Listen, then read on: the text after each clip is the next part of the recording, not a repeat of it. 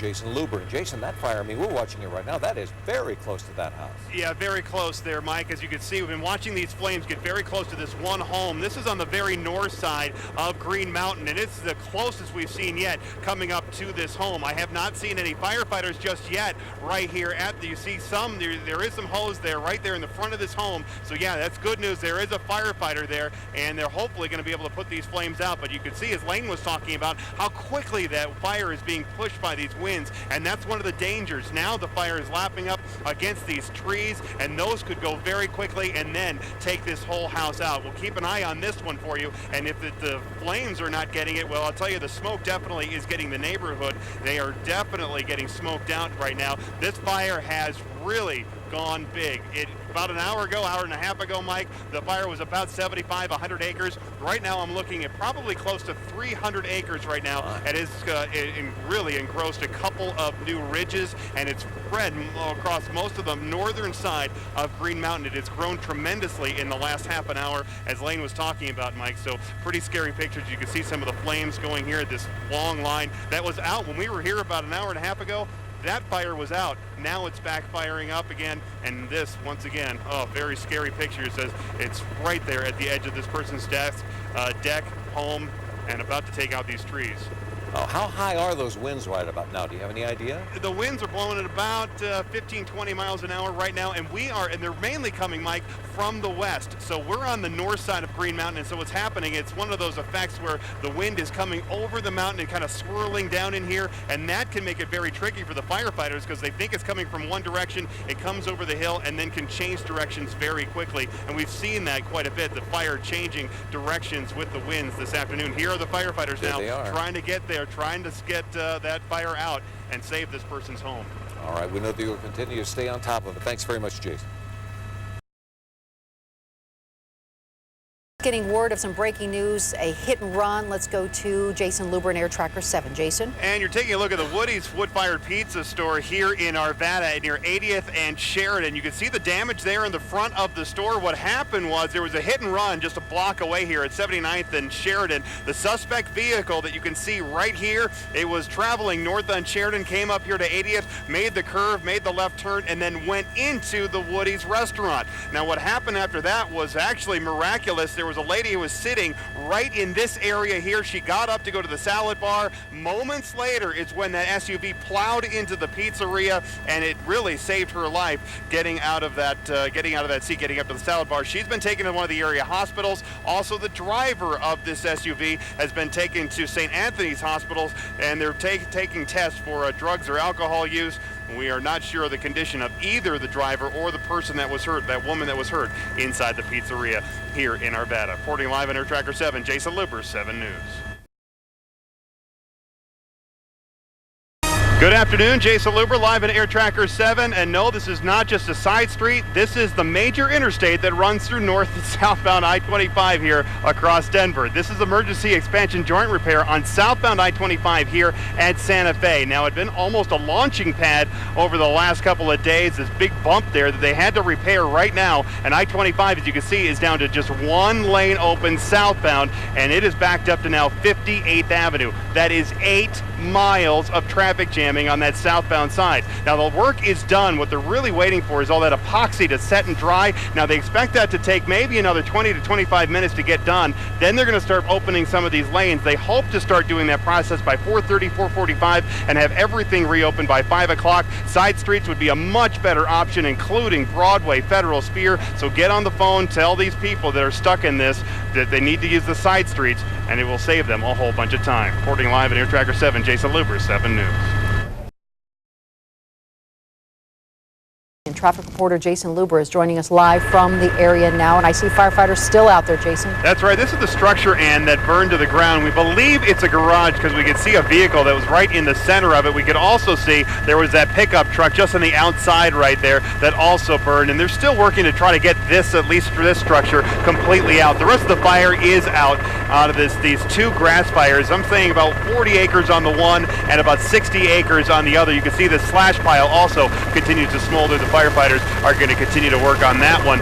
This fire, the one that we think is a little bit bigger, had a structure, a home right in the center of it. And you can see how the fire went all around the home. Firefighters did a great job of protecting this home, and they did a great job of making sure that that guy didn't lose his barn as well. And then we spotted what we thought, well, maybe this was an old fire, but we think this is still part of the same 3 fires out here, because we saw some firefighters. They continue to watch this one as well. Maybe 10 acres on this one. Some of the structures were threatened, but never really got too close to these flames, as you can see from Air Tracker 7. So these 3 fires basically out about 25 miles outside of Colorado Springs off of Highway 24, and that's the good news, is they're just, and now continuing to put out the hot spots, including from that one structure right here. Reporting live in Air Tracker 7, Jayson Luber, 7 News. All right, Jayson, thanks for the update.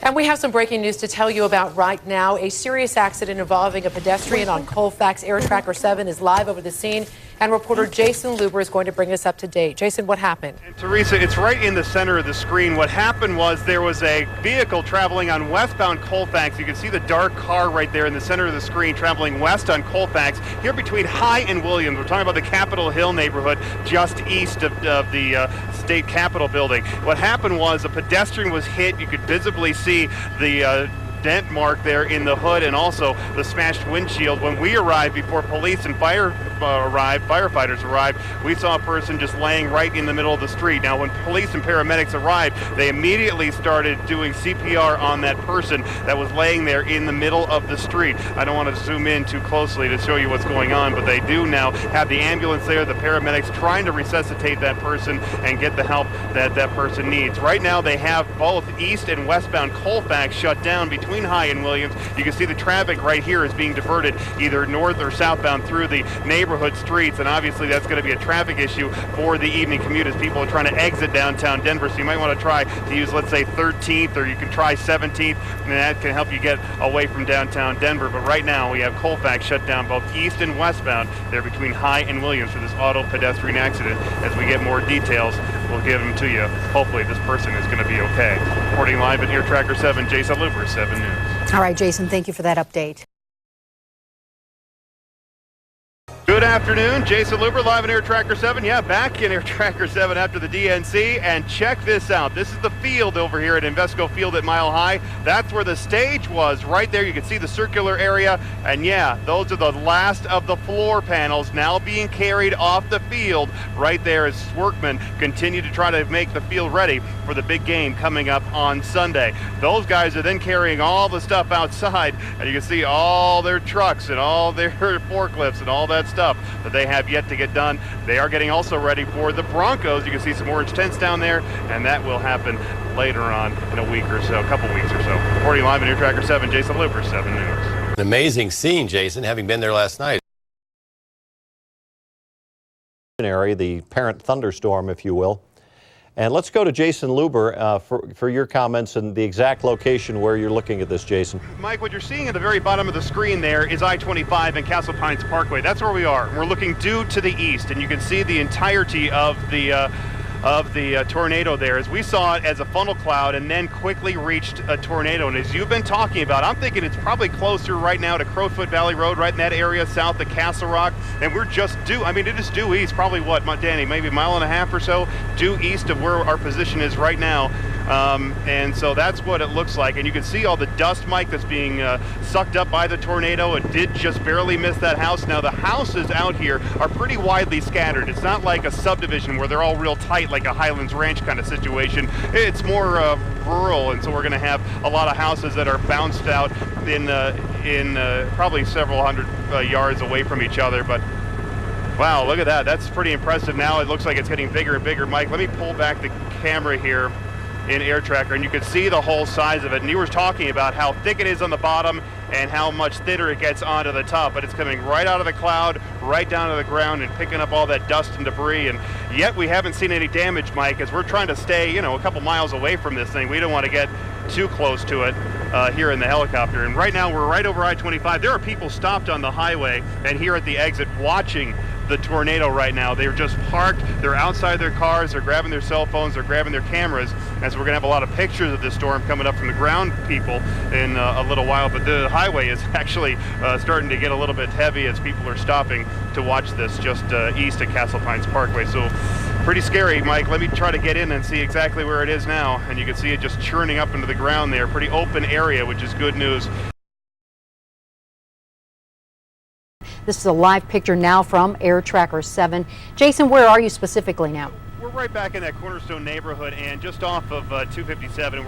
I noticed right here some law enforcement personnel, and I was wondering, all right, you were asking me earlier if there were people in here trying to either get some stuff or look around their home, and that's what it looks like, that they're getting an escort, maybe one homeowner at a time, just to grab some clothes, just grab a few things so then they can have a few things and get them out of their home, because I'm sure with the National Guard coming in here, they're going to try to prevent, as we've heard from other storms, looting and that sort of thing, and closing down some of these neighborhoods so these folks don't lose any more than they've already lost in the storm itself. So I've seen very few people, very few residents in here going through their stuff without some kind of police escort.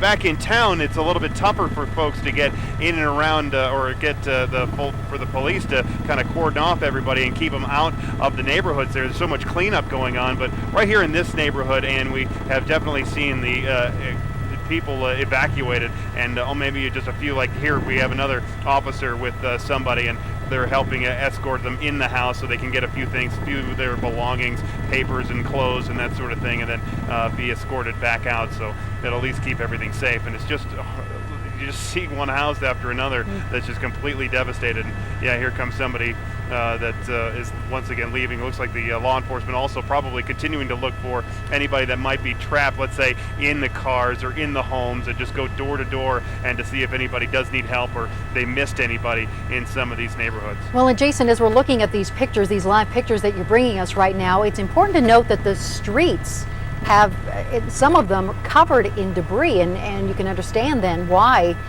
there are police escorts out there. Right, and you can see like this, the alleyway back here that just has stuff, trees and fence posts and parts of the fence and parts of roofs and all kinds of stuff just thrown everywhere. This was a play set right here that somebody had set in their backyard, and trees are down, and we've seen numerous areas like that. And you have the big heavy equipment in here trying to clean up some of it, try to scoop up some of that debris. So once again, for the most part, get the rescue crews and the emergency personnel, have them get some access to some of these neighborhoods. And you can see how much they've already cleared up with these front end loaders and with some of the bulldozers and that sort of thing. So they still have a lot of work just to kind of clear the streets. It looks like that definitely a couple of CDOT guys that are helping out in this effort. So it's not just some local agencies, it's also state agencies here that have rushed to the rescue and are doing what they can to help get emergency crews in here. And you can see another one here coming down the street trying to clear it of the water and the debris and all kinds of stuff there, Ann.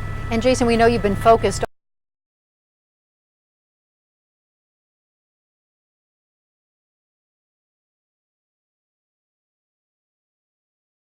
The winds are blowing at about 15-20 miles an hour right now, and they're mainly coming, Mike, from the west. So we're on the north side of Green Mountain, and so what's happening, it's one of those effects where the wind is coming over the mountain and kind of swirling down in here, and that can make it very tricky for the firefighters because they think it's coming from one direction, it comes over the hill, and then can change directions very quickly. And we've seen that quite a bit, the fire changing directions with the winds this afternoon. Here are the firefighters now trying to get there, trying to get that fire out and save this person's home.